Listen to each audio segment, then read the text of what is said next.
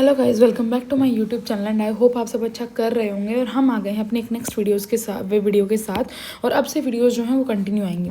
तो आज का हमारा टॉपिक है बेटा प्रोटीन्स। क्या है बेटा?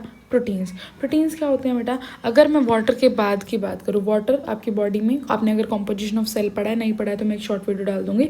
70 to 90% होता है, ठीक है। उसके बाद जो मोस्ट अबंडेंट मॉलिक्यूल है, एक्चुअली ऑर्गेनिक मॉलिक्यूल है, I should say it organic molecule है, वो क्या है बेटा? आपका प्रोटीन। और ये वाला क्वेश्चन आपका नीट का PYQ रह चुका है, ठीक है। यहाँ पे आपको अगर ये ऑर्गेनिक मॉलिक्यूल है तो carbon, hydrogen, oxygen, nitrogen, sulphur ये सब मिल जाएंगे बेटा। कॉम्पोजिशन ऑफ सेल की बात कर, ये मैंने डाल दिया है ताकि आपको थोड़ा सा आइडिया लग जाए। सबसे ज़्यादा से अगर आप एक सेल का कॉम्पोजिशन देखेंगे तो वाटर होता है, फिर प्रोटीन होता है, न्यूक्लिक एसिड होता है, कार्बोहाइड्रेट होता है, फैट्स होते हैं और आयंस होते हैं। ये मैं आपको उस पर शॉर्ट वीडियो में डाल दूंगी, ये आप मेरी शॉर्ट वीडियो में देख सकते हैं। अगर किसी को इस पर निमोनिक भी चाहिए तो मैं निमोनिक भी दे सकती हूँ, ठीक है। तो अगर प्रोटीन्स की बात करें तो एक्चुअल में वो हीट्रोपॉलीमर है किसके? अमाइनो एसिड्स के। एक्चुअली अमाइनो एसिड्स जो होते हैं बेटा वो होते हैं मोनोमर्स, किसके? प्रोटीन्स के। तो ये क्या हुए बेटा? हेट्रोपॉलीमर। हेट्रो का मतलब क्या है? ये अमाइनो एसिड 1 होगा, 2 होगा, 3 होगा, 4 होगा, 5 होगा, 6 होगा। अगर मैं इसमें एक भी चेंज कर दूँ, मान लो ये A2 A1 होके और ये सीक्वेंस हो जाए तो ये प्रोटीन 2 बनेगा। If this is protein 1, this is protein 2। अगर मैं ये सेम सीक्वेंस रखती हूँ, again the protein will be same. और आपकी बॉडी में बेटा एक प्रोटीन नहीं है, बहुत सारे प्रोटीन्स हैं, ठीक है। उसके बाद क्या है बेटा हमारे पास? पॉलीमर्स। नॉट पॉलीमर्स की अगर बात करें, जैसे बहुत सारे बच्चों को हेट्रोपॉलीमर्स समझ नहीं आती टर्म, तो मैंने इसलिए लिख दिया है यहाँ पे। एक होते हैं होमोपॉलीमर, जिनमें होमो मतलब सेम यूनिट होती है, monomer unit, same monomer unit. फिर होते हैं हमारे पास हीट्रोपॉलीमर, जिसमें अलग अलग मोनोमर यूनिट होती है। तो यहाँ पे देख रहे हो ना आप, यहाँ पे A1 A2 A3 है। तो अभी तक आप 300 अमाइनो एसिड्स के बारे में जान चुके हो, लेकिन सिर्फ 20 हैं जो प्रोटीन सिंथेसिस में इन्वॉल्व होते हैं, ठीक है। तो सबसे पहले देखते हैं ये जो टर्म आई है अमाइनो एसिड्स, ये है क्या? अमाइनो एसिड बेसिकली जिसके अंदर अमीन ग्रुप भी हो बेटा, और अमीन ग्रुप के साथ साथ एक एसिड, कार्बोक्सिलिक एसिड ग्रुप भी हो। तो ये आपका कार्बन हो जाएगा बेटा, और इसी के साथ अटैच है आपका कार्बोक्सिलिक एसिड। और आपने केमिस्ट्री में पढ़ा होगा, जिस कार्बन के साथ फंक्शनल ग्रुप अटैच होता है उसको हम क्या बोलते हैं बेटा? अल्फा कार्बन बोलते हैं। यानी आपके जो अमाइनो एसिड्स हैं वो क्या होंगे बेटा? Alpha amino acids.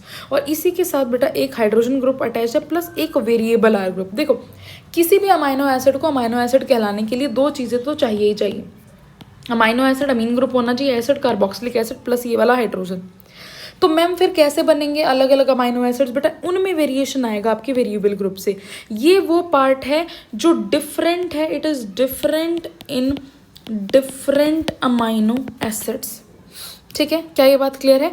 जैसे सपोज ये आपका बेसिक स्ट्रक्चर है अमाइनो एसिड्स का, ठीक है। अगर ये आपका एक बेसिक स्ट्रक्चर है अमाइनो एसिड का, अगर ये H है तो ये कहलाएगा ग्लाइसिन। अगर इस R को हटा के यहाँ पे मैं H लगा दूँ तो आप इसको क्या बोलोगे? Glycine. If the R is replaced by CH3, आप इसको क्या बोलोगे बेटा? एलानिन।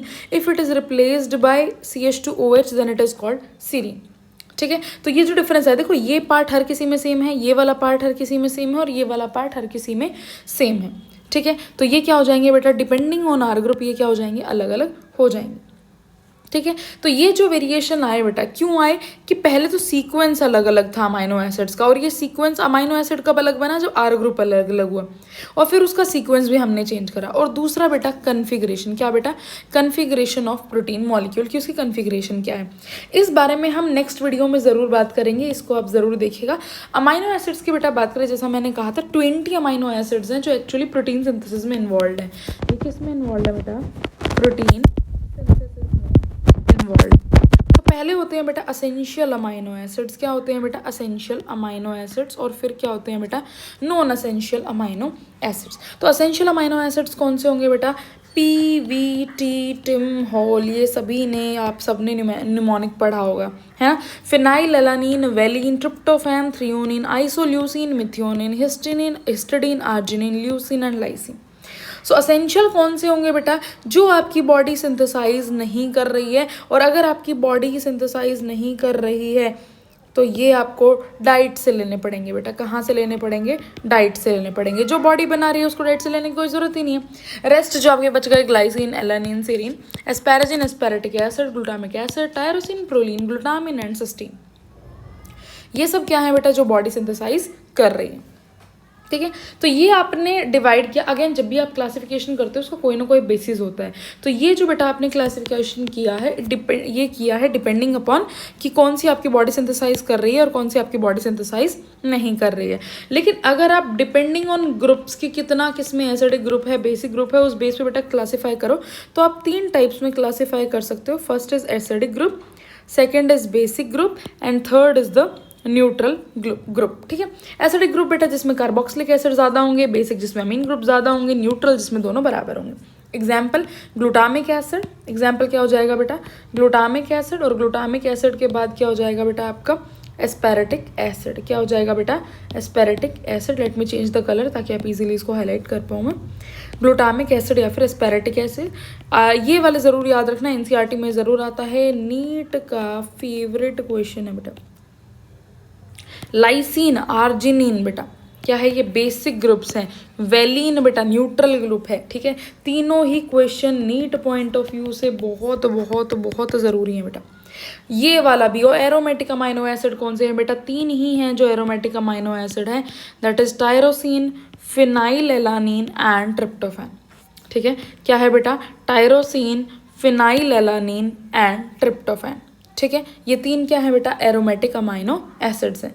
फिर क्या है बेटा हमारे पास आइसो इलेक्ट्रिक पॉइंट, ये 2 टर्म्स आती हैं, पेप्टाइड बॉन्ड और एक आती है ज्विट्राइन जो मैंने नीचे भी लिखा होगा। आइसो इलेक्ट्रिक पॉइंट क्या है बेटा वो पीएच, क्या है बेटा ये वो पीएच है एक्चुअल में, वो पीएच जहाँ पे अमाइनो एसिड मूव नहीं करेगा under the influence of electric field. और वो क्यों नहीं मूव करेगा बेटा ये मैंने यहाँ बताया आपको ज्विट्राइन में। एक्चुअल में मान लो अगर यहाँ पे लगा हुआ है इलेक्ट्रिक फील्ड, ये नेगेटिव चार्ज पॉजिटिव चार्ज है इधर और इधर नेगेटिव चार्ज है, तो ये पॉजिटिव चार्ज इसको अट्रैक्ट करेगा, ये नेगेटिव चार्ज इसको अट्रैक्ट करेगा, इक्वल है बेटा। यहाँ पे +1 चार्ज है, यहाँ पे -1 चार्ज है, यानी कि जो नेट चार्ज है, I am not saying again charge 0 है, I am saying net charge 0 है। ठीक है। And the stage at the stage where the net charge is 0 on an amino acid that is called as a zwitterion. So amino acids are called zwitterion when at a specific pH, और उस pH को आप क्या बोलोगे बेटा isoelectric point, they carry a positive and negative charge resulting in overall neutral molecule.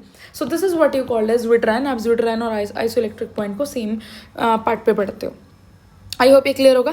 फिर क्या है बेटा हमारे पास पेप्टाइड बॉन्ड। क्या है हमारे पास पेप्टाइड बॉन्ड बेटा डिहाइड्रेशन रिएक्शन से बनेगा। ग्लाइकोसिडिक भी डिहाइड्रेशन से बन रहा था बेटा, पेप्टाइड भी इसी से बनेगा, आगे फॉस्फोडाइस्टर भी इसी से बनेगा। Amino acids are joined by peptide bond बेटा। ये पॉलीमर प्रोटीन कब बनाएंगे जब पेप्टाइड बॉन्ड से चुनेंगे। ये देखो ये आपका A1 A2 A3 A4, इनके बीच में क्या है बेटा क्या है इनके बीच में पेप्टाइड बॉन्ड है। क्या है बेटा पेप्टाइड बॉन्ड। ये क्या है बेटा आपका A1 और ये क्या है बेटा आपका A2। इस पहले वाले अमाइनो एसिड का कार्बोक्सिलिक एसिड का OH पार्ट और अमीन ग्रुप का H पार्ट बेटा यहाँ से निकलेगा वाटर, और ये C double bond ONH। Actual में ये जो पार्ट है बेटा ये क्या कहलाएगा आपका पेप्टाइड बॉन्ड। क्या कहलाएगा बेटा आपका पेप्टाइड बॉन्ड। ठीक है। ये सारी इन्फॉर्मेशन बेटा मुझे आपको देनी थी और बाकी की बची हुई इन्फॉर्मेशन मैं आपको ज़रूर दूंगी। स्ट्रक्चर ऑफ प्रोटीन वाला पार्ट रह गया है वो मैं आपको दूंगी नेक्स्ट वीडियो में, तब तक आप इस वीडियो को देख सकते हो। अगर आपको नोट्स चाहिए तो आप मेरे एनोटेट करने से पहले ही स्क्रीनशॉट ले सकते हैं, नोट्स बना सकते हैं। हम मिलेंगे एक बहुत प्यारी वीडियो के साथ और टॉपिक का नाम रहेगा स्ट्रक्चर ऑफ प्रोटीन्स। ठीक है। मैं भी ऐसे पीछे पीछे पीछे पीछे पीछे वीडियोज़ लेके आ रही हूँ बेटा। प्लीज़ लाइक करिए, शेयर करिए, सब्सक्राइब करिए और मिलते रहिए। हम मिलेंगे फिर एक प्यारी सी वीडियो के साथ, तब तक के लिए बाय।